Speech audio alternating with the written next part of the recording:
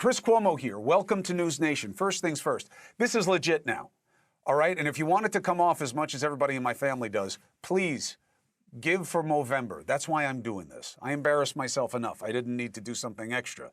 But we're raising money for men's health treatment and research, okay? I'm doing it through the Firehouse with the brothers, and this is what they do. They're always trying to help. And here's my segue on this, okay? I wish that everything we were talking about in the public space was about competing ideas for how to do the right thing. But we're not. We should be, right now, debating what to do about healthcare costs coming off the shutdown. What are you going to do about affordability? Okay? That issue is gripping more and more of not just this economy, but this country. But like the shutdown, this wasn't about advancing our common cause. It's about advantage over the other side. So instead of flooding your feed with potential fixes, what are the people in power doing? Boom. Epstein is back in the news. Just as the shutdown ends. What a coincidence. Of course not. But that's what Epstein has always been for these people. An article of political convenience. Both sides. Not everybody, not always, but too many, too often. I have said early and often, release all the Epstein files. Not because I believe any of the partisans are going to get what they've hinted at, but for the stakeholders that are never discussed in any of these innuendos. There's only one reason to give a damn about this dead man. Virginia Giuffre took her own life. Terrible for her and her family. She is far from the only victim. Epstein was a monster. The feds believe he had over 1,000 victims, dozens of underaged girls, some as young as 14. Before he died, he had more than 24 women reach confidential settlements with him. And after he died, the Epstein Victims Compensation Fund paid out over $120 million to over 150 women. We've never heard anything like this before. The feds say they seized over 10,000 videos and images of kiddie porn on his computers. So this is the only question for me. How did one of the most prolific known pederasts in American history get away with so much for so long while living in such a public way? If there are answers that go beyond our current understanding, we should know them. Those families should know them. Now, is it fair to release a bunch of names and potential unproven allegations from investigative notes and interviews? Yes, I know people may be defamed. There may be backlash. That sucks for them. But those people can blame two things. One, being friends with a dirtbag, and two, the two sides who have twisted this situation for convenience and hyped it beyond any reasonable amount. Both sides have talked so much shite about what's in there and who's in there that it has become a bubble or really a festering blister that must be burst. So in this case, the need for perspective and transparency on all the hype outweighs the significant prejudice, in my opinion. Release the files. Now, the Democrats are driving this right now. I find it opportunistic. I think they've cared about it not because of the victims, and they have been more loud and active when Trump was president. They did make some noise in his first administration. The Democrats were mostly about Acosta, the guy who gave Epstein this generous deal and then went on to be Trump's labor secretary for like 2 minutes. But it was not the jihad that it has become. And yet, that jihad skipped a beat, right? They had interest the first time he was president, and now it's like one of their most important things. What happened during the Biden administration when they had actual control to do something? Why wasn't it a priority then? Because Trump wasn't in power. Look, I think the answer is obvious. You decide for yourself. What is not obvious to me is the other side. Why are the MAGA folk who were promising bombshells now dragging their feet? I'm old enough to remember this. Release the list. Seriously, we need to release the Epstein list. You say that the FBI has Epstein's list. They're sitting on it. Why is the FBI protecting the largest scale pederast in human history? Simple, because of who's on that list. You don't think that Bill Gates is lobbying Congress night and day to prevent the disclosure of that list? Some governments around the world may have some material that's related to the Epstein thing. Bill Clinton was knee deep in this, man. He was knee deep. Yeah, you got to release it. Now what? What changed? They literally campaigned on this. It was part of the platform of MAGA, right?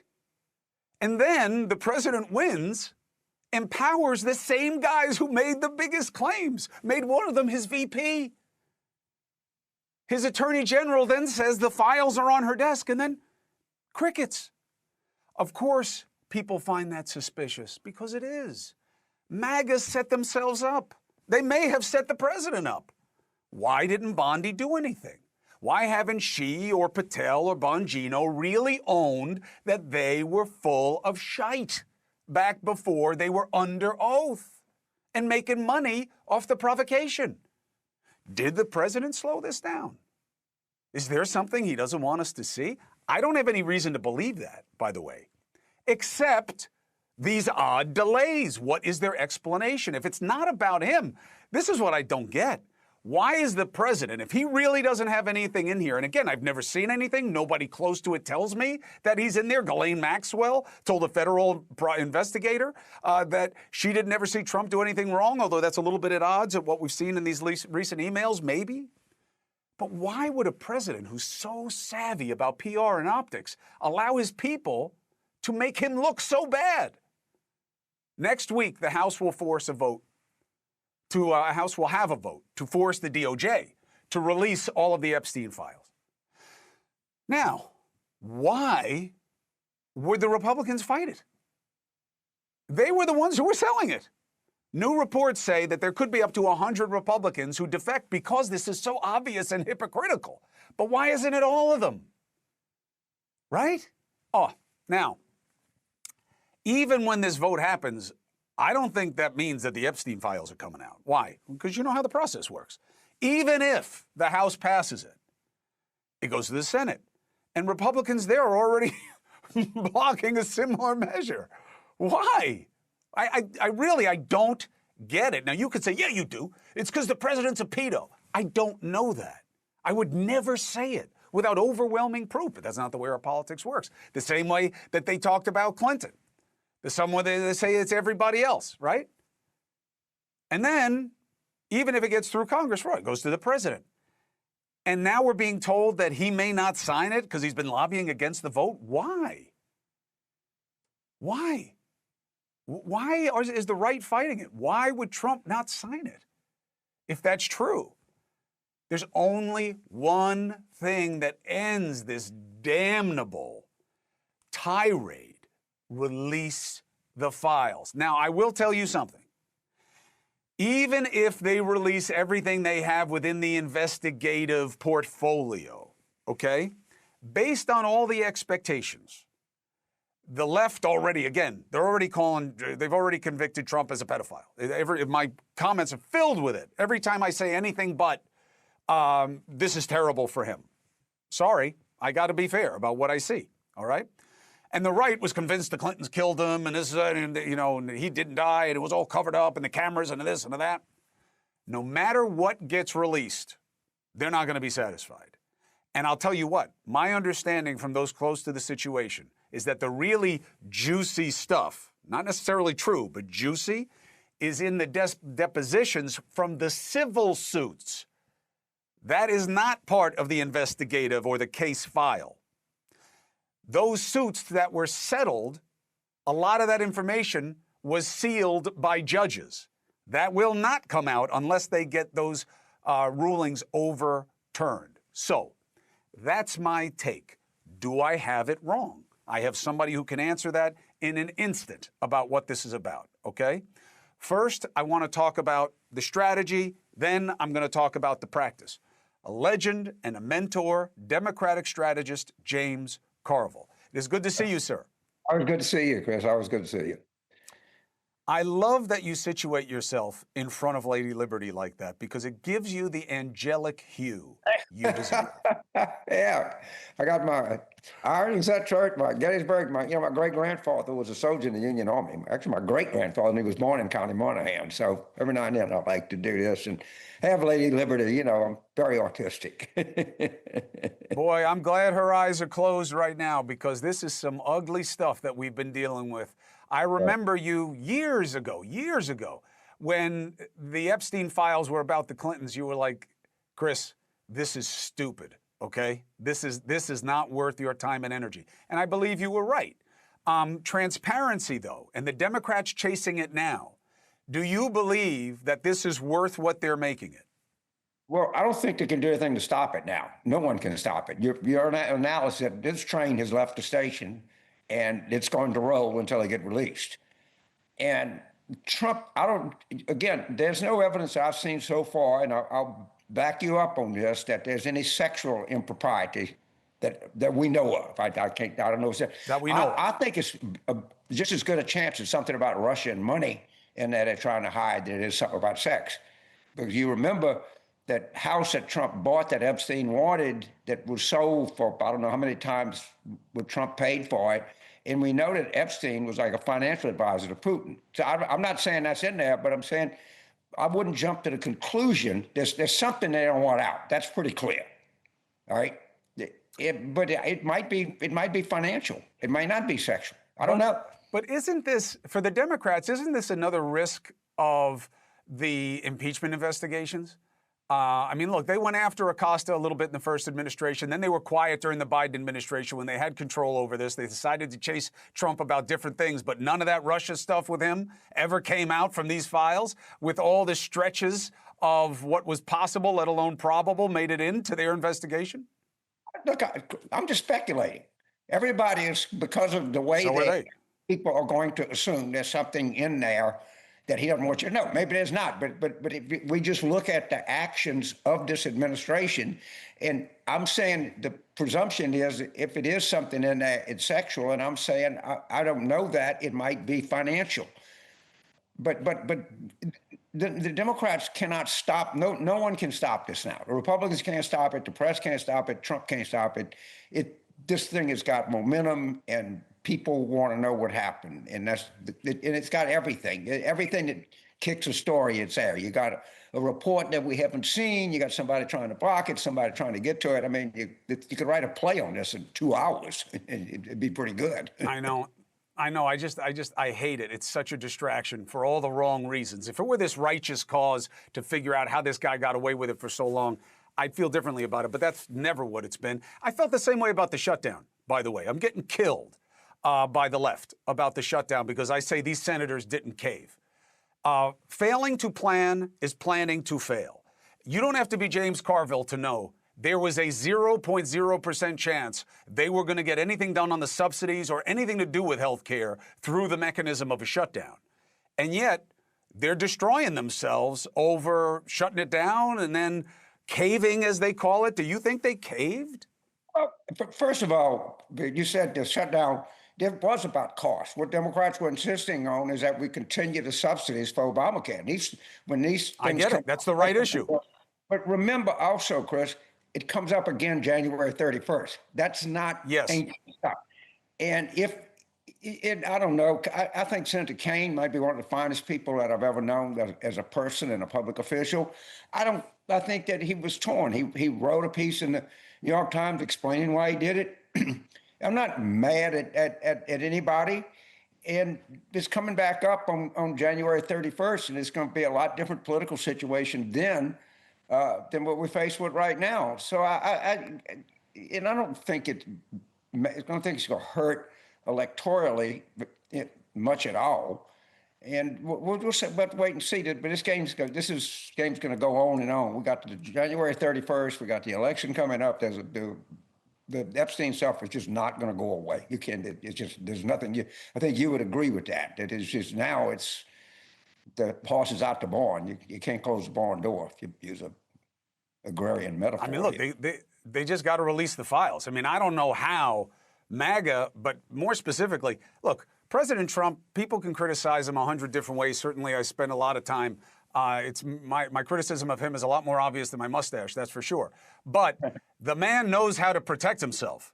And for him to let his people box him into this situation where now the lack of disclosure seems to be him hiding something, this is like political malpractice. But I feel the same way in a different way about the shutdown. Affordability is the right issue. The left has captured it. I know why Trump is trying to go out on the hustings to say it's his. It's not his. The left has ownership of it, and it was the right issue to go crazy about. But they were never going to get any change through the shutdown, and I don't get why AOC and Bernie are trying to kill some of their best people over this, other than, is this the moment that the DSA takes over the Democrats, and these are going to be the new leaders? No chance the DSA is going to take anything close to take over the Democrats. So we can not concern ourselves with that. The reason that Trump is going out, and it was pointed out on Mediaite, which I think is affiliated with this network, Fox mentioned affordability. It's not okay. That's Dan Abrams. He used to work here. Now he's there. They're their own thing.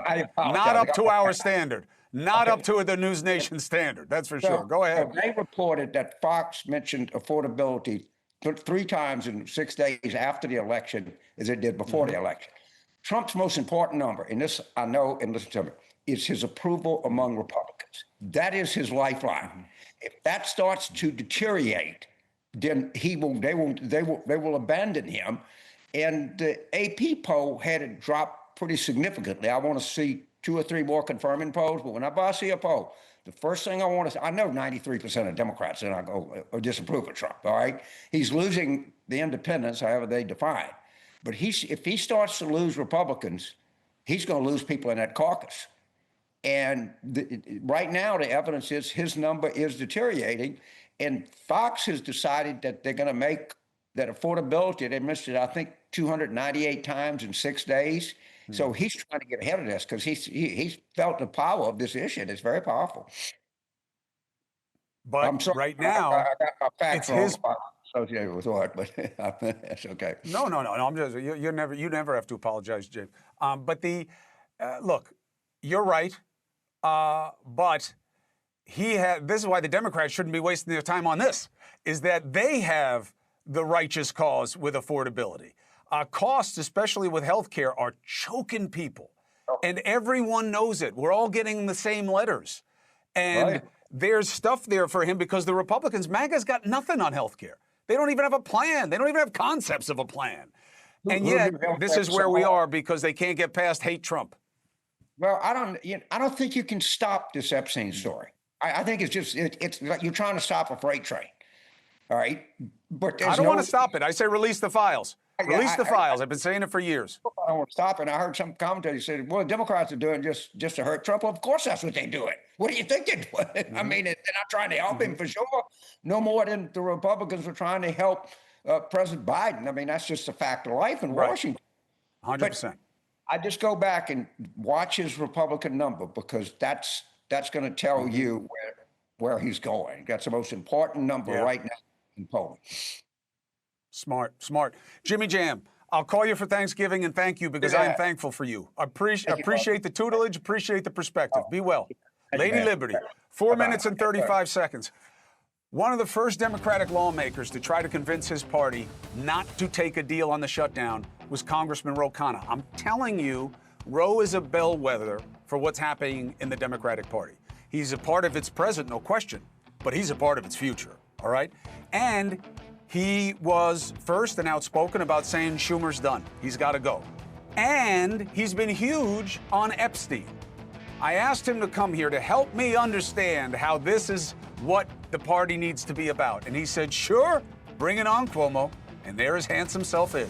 Next.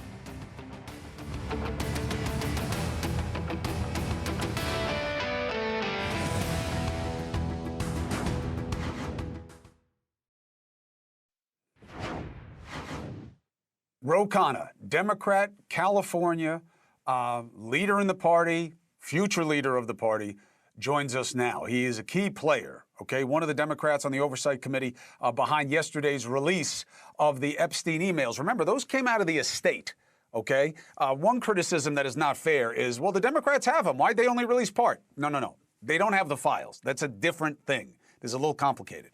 Khanna joins me now. Thank you, Congressman. Thank you for being with us. Always a pleasure, Chris. All right. without a look at process, let's start with Epstein because we're on it, and we'll move on to what I believe we should be talking about instead of Epstein.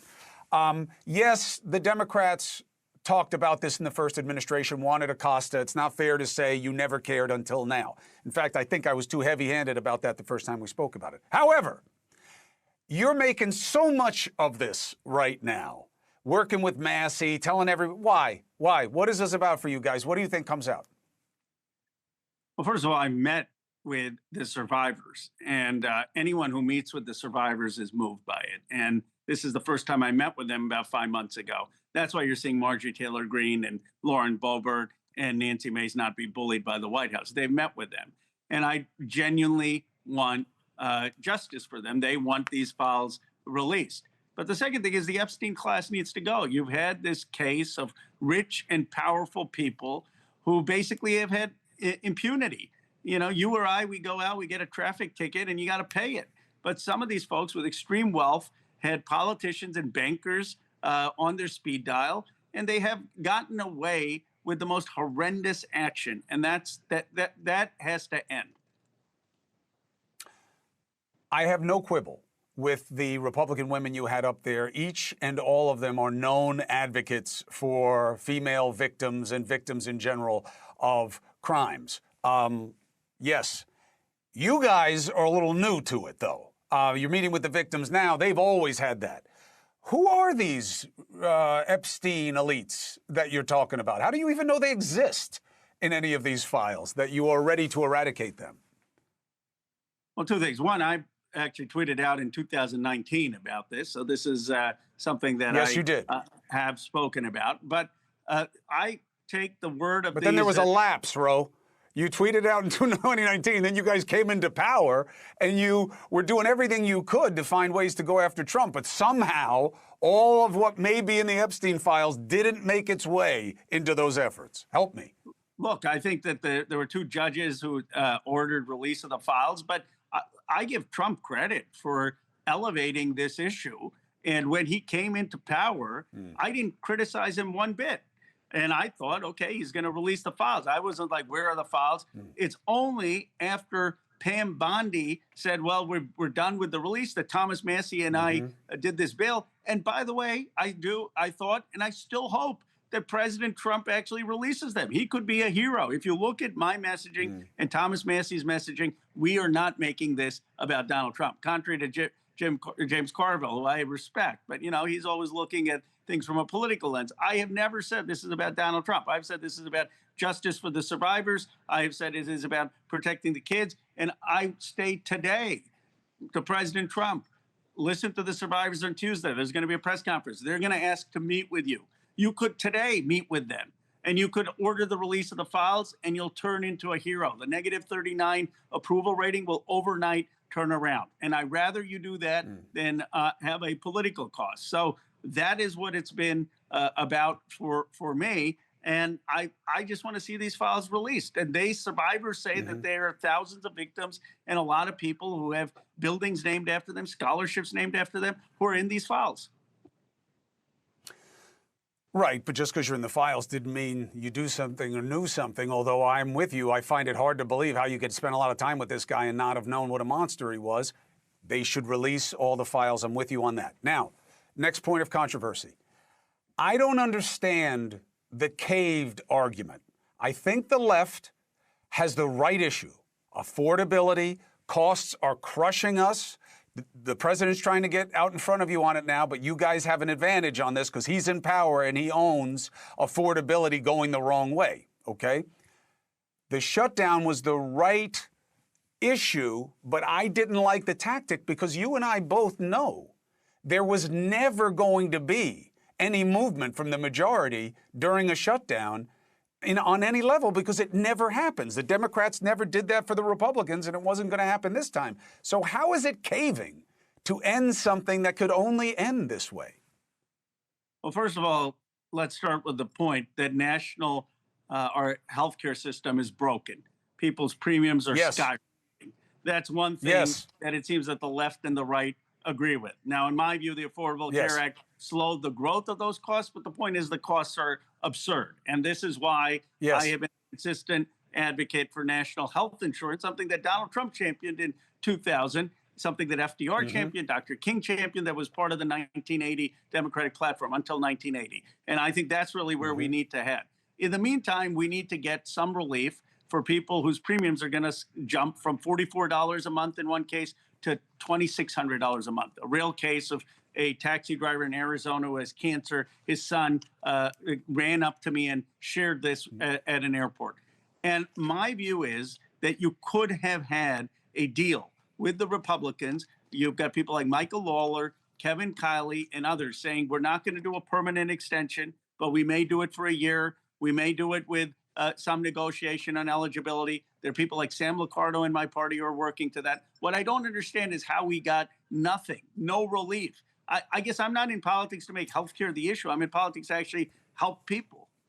But Ro, this is the part I don't get. Anybody who Googles you for 2 seconds, you're ridiculously educated. You're incredibly intellectually sophisticated. Why were you surprised? There was no deal. There was no one on your side in the House working on a deal. A couple of the senators who wound up caving, in your opinion, were trying to get a deal. The Republicans were saying in the House and in the Senate, it will never happen during a shutdown. We can't give it to you, the same reason Schumer wouldn't give them anything. That's the part I don't get.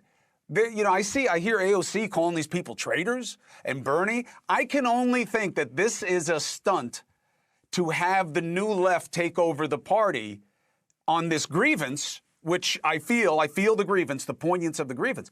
But there was no deal. Nobody was going to make a deal, not during a shutdown.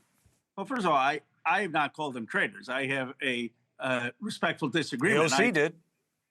Well, I can only speak in my language. I have not said, I know some of them. I know Senator Rosen. I know Senator Masto. On some issues we've worked together. They had a judgment that they made that's different than the judgment I would have made. They said, look, we've got to get the airports open back in Nevada. We've got to have federal workers paid. I believe, though, that Trump held us hostage. Food stamps.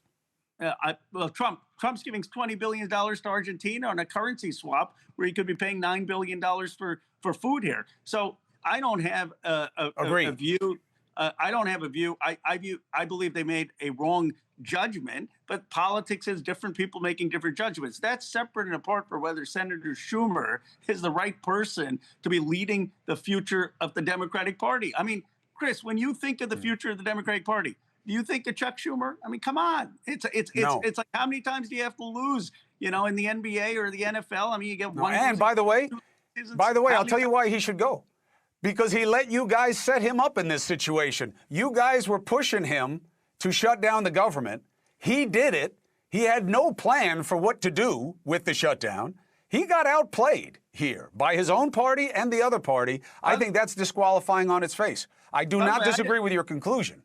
I'd have more respect for him, frankly, if he said, Ro, you're wrong about this. And I'm going to vote yes with the other 8 senators. And here's why I'm voting yes. And you're a young guy. You got a lot of chutzpah, but, I'm looking out for the long-term interests of the country. He didn't do that. He tried to have it both ways. He kind of voted no, saying, Ro's right about the healthcare. And then he's giving a green light to these senators to vote yes. And people have had it with that kind of politics. The one thing about Donald Trump, I disagree with everything. You never think when Donald Trump speaks that, that's not really what he thinks about something. Oh, can he just hold back?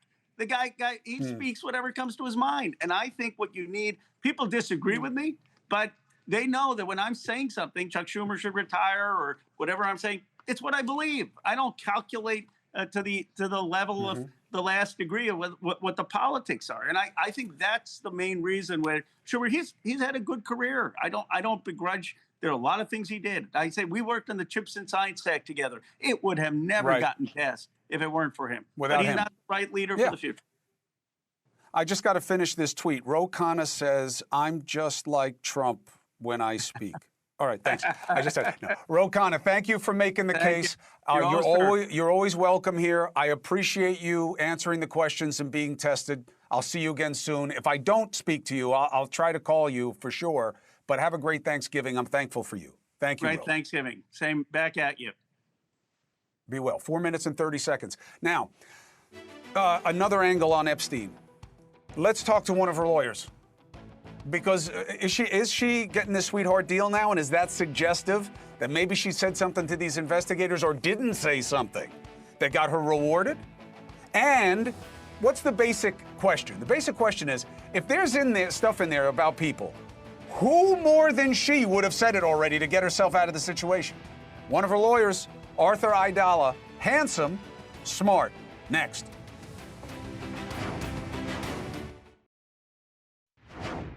I don't recall ever seeing him in his house, for instance. I actually never saw the president in any type of massage setting. I never witnessed the president in any inappropriate setting in any way. The president was never inappropriate with anybody. In the times that I was with him, he was a gentleman in all respects.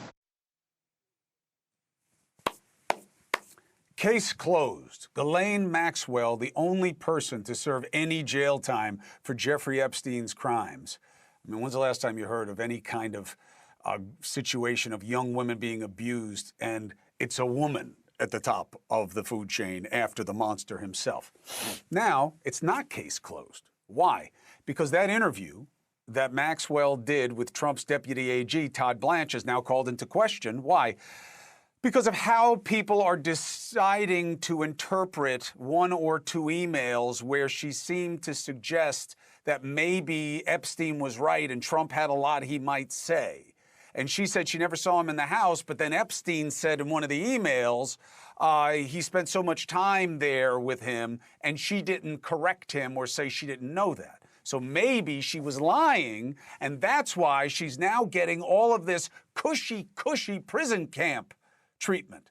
How do we know? Well, that's what Congressman Jamie Raskin says. Look at this. Look at this.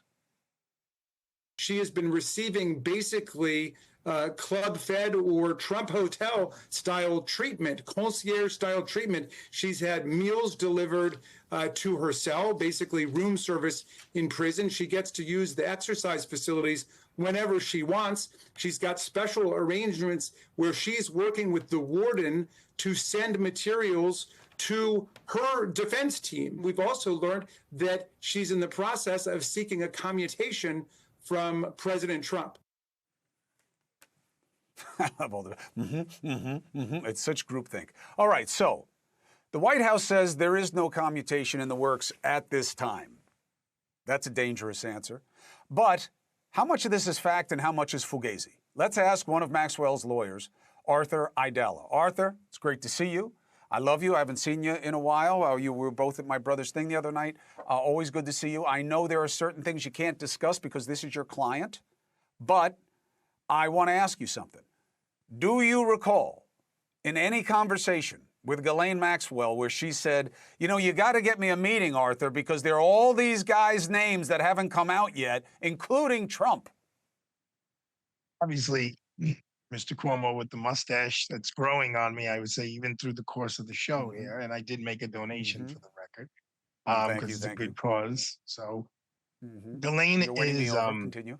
she's a very strong woman. She's a very smart woman, but nobody wants to be in prison for 20 years. And I mean, I can tell you, first of all, let me just say this. I did not represent her when she was speaking to the Deputy Attorney General of the United States of America. But I have spoken to Ghislaine, my partner, Diana. Excuse me, Diana spoke to her either last week or the week before last. Everyone wants to help themselves, especially when you're in the Tallahassee prison, which was a horrible place. We visited her there. We spent time with her there. The guards were rough on us. God knows what they are to her. And anytime she would speak out, she would be put in solitary confinement. So, Chris, just the self-preservation aspect of human beings has to play a role in here. But she's never said anything about President Trump to me. I believe that she took her conversations with the Deputy Attorney General very, very seriously and told the truth. Even in these emails, Chris, there's nothing damning in there. There's nothing in there that would make rise that a prosecutor could bring a case. And so bottom line now I got to flip it on you, though, Arthur.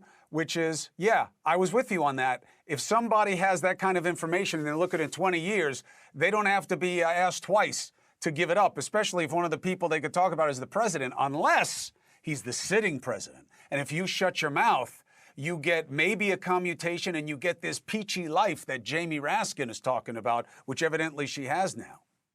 But she's been under this cloud during the Biden administration as well. And don't you think, Chris, after they've gone after him, I mean, I'm just basing this on common sense, but don't you think the way they've gone after Donald Trump any way possible, if she had the ability to go to the DOJ of Merrick Garland under President Biden and say, look, I can take Trump down if you want him out of your life. It's just not the case. It's just not the facts. Look, here's where she's allowed me to violate the attorney-client privilege. You know what she said to me when we were face to face? Is we don't talk about this. We talk about the law. We talk about her trial. We talk about her appellate issues. But she's like, Arthur, she has this interesting accent. It's not really British, but it's not really American. She's like, Arthur, I'm allowed to curse. I guess I can curse a little bit. She's like, Arthur, it's all bullshit. She's like, he's dead. And if I say anything, I get put in solitary confinement. So they're allowed to create this fairy tale in this storybook. Look, Chris, I heard about how much money the Epstein estate gave out, but all you had to kind of do was line up and say that this happened. There was no checks and balances, and they were writing out a check. I am positive from what I know that there were some young women there who are absolutely hurt and deserve that. I don't put Virginia Giuffre in that category. We've caught her lying so many times. The federal government, when they tried Ghislaine's case, they interviewed Giuffre for hours, maybe days. They never put her on the stand. You're a lawyer. Why? Why? Because she wasn't credible. She accused our friend Allen 6 times in 6 places, and then after years, when he sued her for defamation, then that's the case I handled against Giuffre. I may have made a mistake. Maybe it wasn't Alan Dershowitz over 6 times in 6 different locations. Ruined the guy's life. Ruined Dershowitz's life in his 80s by being falsely accused of this. So I heard the beginning of the show, and I'm not saying this because it's you and it's your show and you're my friend. You're absolutely correct. This is being used as a tool. It's being and you showed that in the beginning it was being used as a tool by the Republicans. Now it's being used as a tool by the Democrats. It's just being used as a tool. Folks, I do a lot of criminal law. I hate to break the news to you. There are a lot of pedophiles out there. We're dealing with some high-level people, and we don't hear about them because it's not being used as a tool the way this one is being used as a tool. And it's sad because I call BS on this is about the survivors. I don't believe it's really about the survivors. I think it's about everything maybe but the survivors, because most of those survivors have gotten, as you said, millions of dollars already, and they're on with their lives. Listen, I'm with you, Arthur. I mean, look, the victimization to me seems, I have another good buddy who was a lawyer for a couple of the victims. They were very, very credible. And I think this guy's a real monster. And I think Maxwell's got her work cut out for her getting a commutation because especially with all this hullabaloo going on around this. But they got to release the files because this has become too big a blister. I don't disagree with you. One Nobody point, trusts Chris. anything. It's got to come out. Make your last point. I just don't know how the guest was talking about Elaine's getting all this special treatment here, there, and everywhere. Yes, she went into a very high security environment to a much lower security environment. Every inmate is allowed to use the exercise equipment, during waking hours. Yes, the wardens and the staff do help you file legal paperwork. That's not a Ghislaine thing. That's when in that particular environment, in that facility that she's in, you're allowed to do that. There are some inmates who are allowed to leave because they're on sanitation duty and things like that. So, I mean, I don't know where they're getting their information from, but Ghislaine's hanging tough. They're making a play that Trump is making things nice for her because he doesn't want her to talk or whatever. We get the politics, but we got to release the files because it's the only way anybody will ever have any objective basis of judgment. I think they'll still be disappointed, but we are where we are. Arthur Aidala, thank you very much. You look great, handlebar, maybe, Chris. Little handlebar. Beautiful tie. Listen, I'm raising money for Movember, then I'm going to shave it. All right, I got to go. Dusty's yelling at me. Thank you very much. Final thought after this. You guys are going to apply the unfair standard that I have to have answers, not just questions? Fine, I'll do both sides. I'll start with the administration. Here's what you do. Release the files right now. You want the stink off you, Mr. President? And I don't see any reason that you shouldn't have the stink off you based on what we know. Release the files. It's killing you and distracting from anything else. That's the only move for Republicans right now. Release the files. And then that moves on, and then you can start talking about how to save yourselves from what's going on with affordability. Now, what did the Democrats do? I'm glad you asked. I'm going to tell you right after this.